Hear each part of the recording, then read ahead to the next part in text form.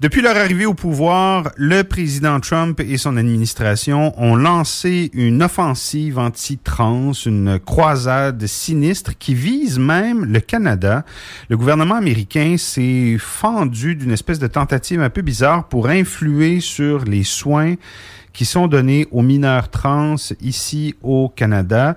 Claire Ross est rédactrice en chef de Pivot et c'est une membre de son équipe, donc, chez Pivot, qui a travaillé sur ce dossier-là. J'en discute avec Claire tout de suite. Bonjour Claire.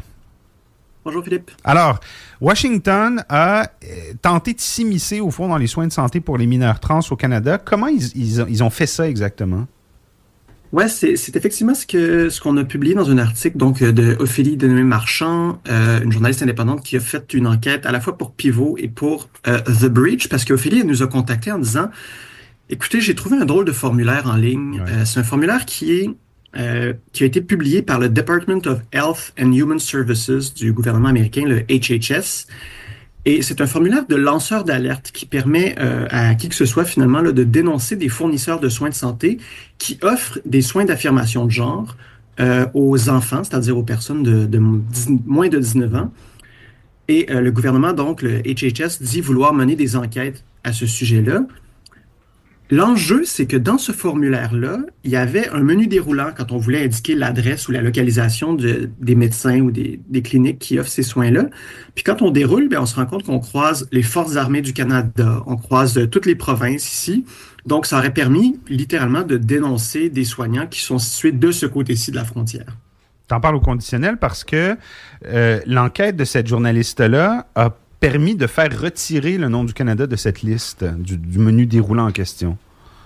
Exactement, oui. Ça a été long quand même. Ophélie a envoyé de nombreux courriels de multiples demandes au HHS qui ont été d'abord essentiellement ignorés, ou bien on nous renvoyait vers des communiqués de presse. Puis 11 jours plus tard, on a fini par recevoir un courriel qui nous disait, bon, on l'a enlevé. C'était effectivement le cas, on a été vérifié, mais ça n'a jamais été mentionné qu'il s'agissait d'une erreur. On a ignoré les questions sur le pourquoi du comment, puis il n'y a aucune mention de mise à jour sur le site web. On est encore, ça dit encore mise à jour la dernière fois, la mi-avril, quand ça a été publié. Là, quand on a posé des questions à Santé Canada, ils nous ont dit qu'elle allait fouiller là-dessus. Puis là, récemment, ils nous ont dit que le HHS leur avait dit que c'était une erreur technique, mais bon, nous, ils nous ont jamais dit ça. Fait que on sait pas trop. Puis on sait pas non plus s'il y a des enquêtes qui ont été déclenchées, là, comme promis par le gouvernement. Qu'est-ce que ça aurait pu avoir comme risque, Claire, cette possible dénonciation-là de médecins canadiens auprès du gouvernement américain, de médecins canadiens qui offrent des soins à des jeunes, à des trans mineurs d'ici? Ouais, ben, Ophélie n'était pas la première à remarquer ce formulaire-là. Ça avait été vu par d'autres internautes, même ça avait été, il y avait des blogs ou des revues en ligne de médecine, de santé qui commentaient ça.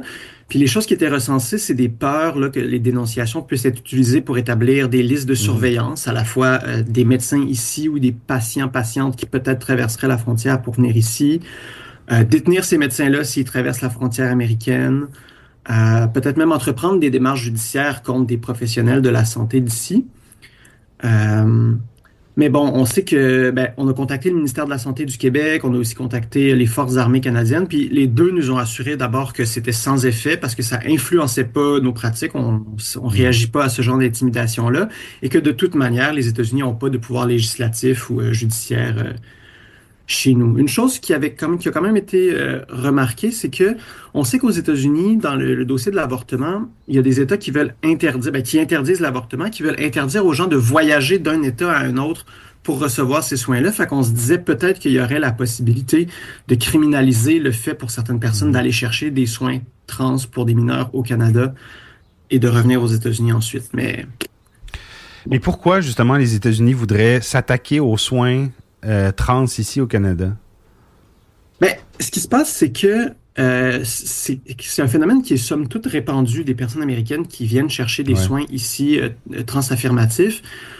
Puis ça serait, selon là, notamment des cliniques, en augmentation à cause des restrictions croissantes aux États-Unis. On sait que le formulaire de lanceur d'alerte s'inscrivait faisait suite en fait à un décret de Trump qui visait, et je cite, à protéger les enfants des mutilations chirurgicales et chimiques.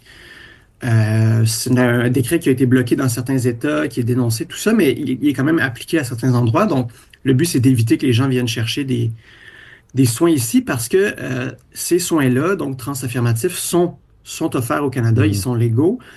Euh, C'est-à-dire plus précisément là, que on applique les standards internationaux en la matière, c'est-à-dire que pour les mineurs, c'est essentiellement là, des bloqueurs de puberté, des hormones qu'on offre. Puis il faut attendre 16 ans pour avoir des chirurgies du torse, 18 ans pour avoir des chirurgies génitales, ce qui est généralement pas mentionné par les gens qui essaient de créer toute une peur autour Mhm. des chirurgies Ouais. trans là, chez les mineurs. Dans une lettre ouverte qui est parue sur le site de Pivot, il y a une coalition d'organismes, Claire, qui demande carrément au Canada d'offrir le statut de réfugié aux personnes trans et LGBTQ+, qui fuient les États-Unis pour venir ici. Ouais, c'est une lettre ouverte qui est parue ce matin. C'est publié par une coalition, c'est ça, d'organismes LGBT trans du Québec. Donc, qui ont réussi à s'entendre sur se dire, en ce moment, notre priorité, c'est ça, c'est demander ce changement-là, parce que, ben, déjà, autant les personnes vont traverser la frontière pour venir chercher des soins ici, des fois, autant il y a une immigration queer qui va des États-Unis vers le Canada. C'est pas toujours des gens qui vont s'identifier comme réfugiés ou même comme Mhm. immigrants, mais c'est un phénomène. Quand on évolue dans les communautés trans, LGBT à Montréal, par exemple, on croise énormément de personnes qui viennent des États-Unis parce qu'ils se sentent plus à leur place, ben, à Montréal en particulier, là, que dans bien des endroits aux États-Unis. Mais là, ce qu'on voit, c'est carrément récemment des gens qui demandent l'asile ici, notamment des familles qui ont des enfants Mhm. trans, parce que les attaques se multiplient dans plusieurs États, l'accès aux soins, l'accès au sport, à l'école, tout ça, le droit d'avoir l'identité qu'on veut à l'école. Mais ce qu'on sait, c'est que demander l'asile quand on vient des États-Unis, c'est virtuellement impossible. Il y a trop de choses à prouver. Il faut prouver qu'il n'est pas possible d'aller se réfugier ailleurs aux États-Unis, que le gouvernement ne peut pas nous protéger. Puis comme les États-Unis ont encore, somme toute, une bonne réputation, ben, c'est pas vraiment possible. Une chose qu'on pourrait s'imaginer, c'est quelqu'un qui arrive, par exemple, d'un pays en Amérique du Sud où il a vécu de la violence. Il passe par les États-Unis pour s'en venir au Canada. Là, on se dit, ah, peut-être qu'il pourrait venir chercher refuge au Canada, mais c'est pas le cas à cause de l'entente sur les tiers pays sûrs, qui est une entente entre le Canada et les États-Unis, qui dit que si quelqu'un passe par le Canada ou par les États-Unis, il peut pas ensuite demander